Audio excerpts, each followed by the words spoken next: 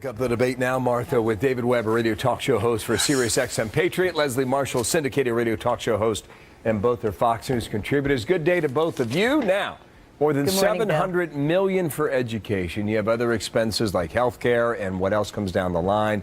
David, what to do? Well, Bill, first of all, the liberal elitists who are pushing this policy, Barack Obama and his supporters, they don't have these kids in their schools. This is partly a socioeconomic issue. These children will end up in poorer schools, typically in already really stressed neighborhoods, as Dan Springer talked about. So it's both a cost and a resource issue. So they push the policy. In America, you get it. They're going to have to hit the property tax owners eventually. That is the funding model for schools all across the country. The money has to come from somewhere. So for those of you that own homes, that own condos, you will pay for it. And you'll pay in states like New York and Texas and Florida and Leslie, in your state of California, as Dan just pointed out. Those are the states that hit the hardest. What to do? Well, quite frankly, I don't have a problem with the federal government, chipping in. 90% for the states is a heavy burden. Living in California, and I know David's living in one of the other states, New York, I don't have a problem with paying more, and here's why.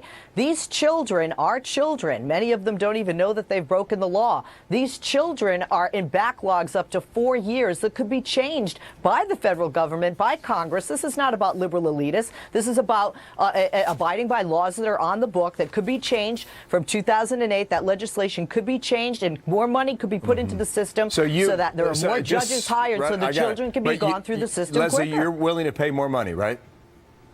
Absolutely. Where does it stop?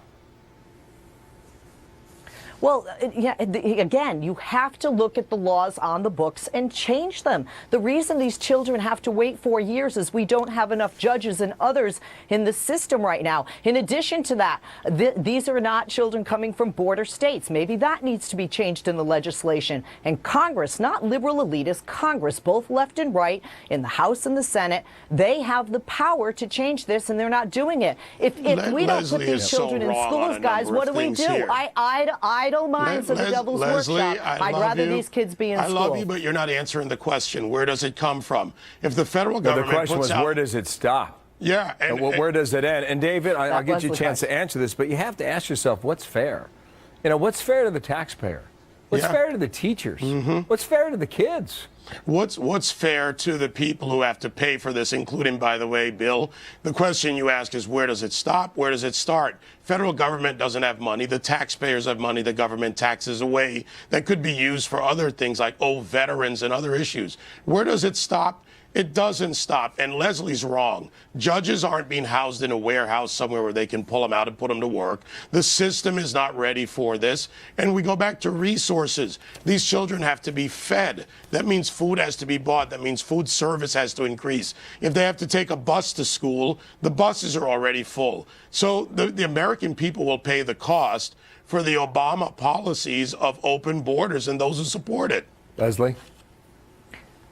We have had open borders since the inception of this country. There's a beautiful lady standing closer in a harbor to you than I, David. That hasn't changed. And until we build a wall around this country, which I don't agree. Come on, you're deflecting from the real issue. David, I love you, but you're killing me here. 6 of the children that were deported to the murder capital of the world, Honduras, were murdered.